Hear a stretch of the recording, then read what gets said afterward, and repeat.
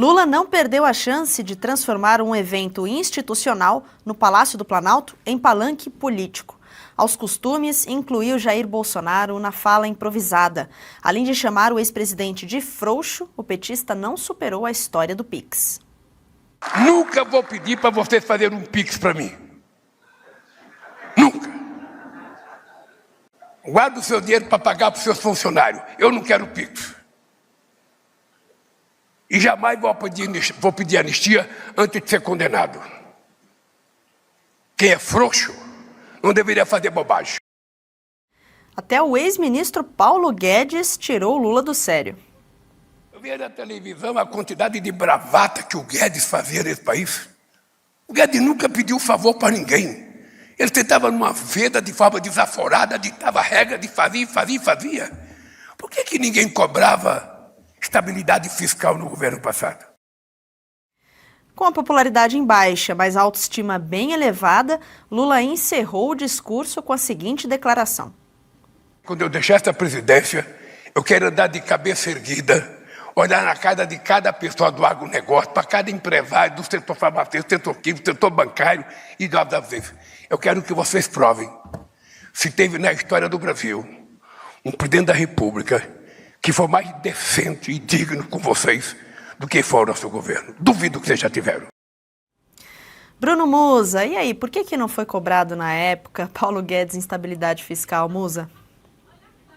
Bom, vamos lá. Primeiro, mais uma vez, ele se auto-intitulando ali uma obra divina, né? Porque ele falando novamente que foi o maior presidente, mais decente, mais honesto, quando ele quer acabar o governo e sair de cabeça erguida.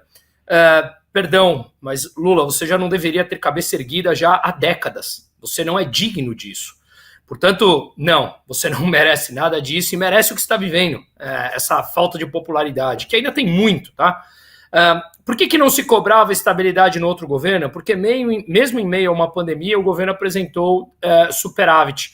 Mesmo depois de terminar um ano de 2020 com déficit de mais de 700 bilhões de reais, graças a toda a distribuição ali dos auxílios, o governo foi um dos únicos 3 países do mundo, Brasil, Arábia Saudita e me falha a memória qual foi o terceiro país, que conseguiram terminar a sua dívida frente ao PIB menor do que era pré-pandemia. Foram 3 países no mundo e o Brasil foi um deles. Então, não buscava essa estabilidade, ou melhor, não batíamos tanto na instabilidade, porque havia uma estabilidade prévia que manteve o governo funcionando em meio a uma pandemia, quando todo mundo teve que ficar em casa, ou foi mandado ficar em casa. Então, quando ele vem a público falar que ele não quer PIX, ele consegue os PIX de outra forma, que a gente conhece muito bem, a maneira do PT de pegar dinheiro das outras pessoas. E dá para ver aqui, Tawane, que ele está enraivecido.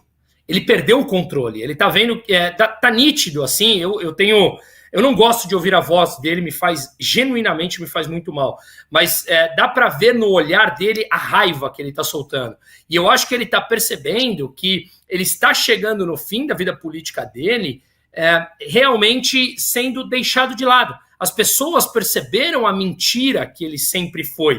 Antes ele conseguia ainda envelopar em algo mais bonito. Agora não, agora ficou claro. Ele não consegue mais traduzir os 2,5%, 3% de ganho do PIB através de anabolizantes para melhoria da vida das pessoas. A popularidade em queda. E eu acho que ele está completamente perdido no meio disso tudo. E aí vem a The Economist, que a gente vai mencionar daqui a pouco. Foi até o vídeo que eu fiz hoje no meu canal sobre isso. E eu acho que colocou a cereja do bolo. E ele saiu completamente de giro. Dá nitidamente para ver a raiva que ele tá. Como poucas vezes eu gostei de ouvir a voz dele. Apesar de perceber o tamanho da mentira, dá para ver que esse sujeito começa a ter o que ele mereceu uma vida inteira.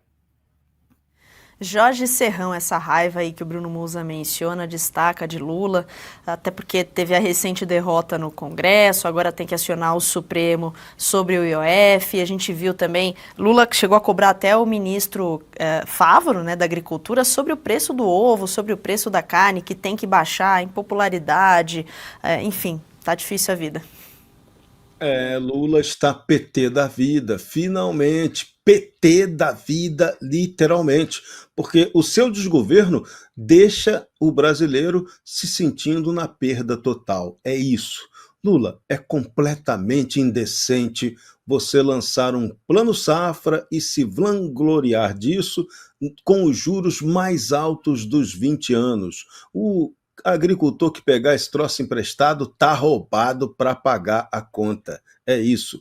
É indecente, Lula, você querer cobrar IOF para compensar a gastança do desgoverno do PT. Isso também abala toda a confiança na economia e os investidores lá fora não são idiotas, percebem isso.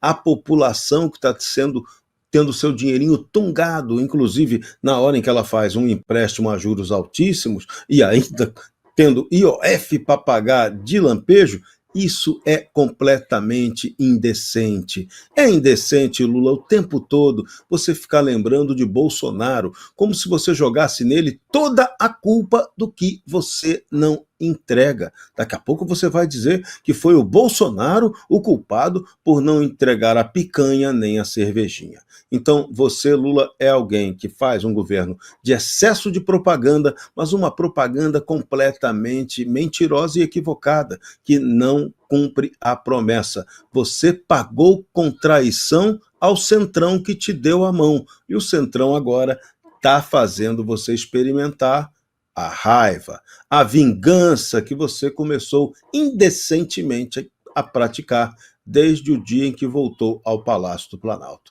Tá nervoso? Acalma, você não vai ganhar nota -13.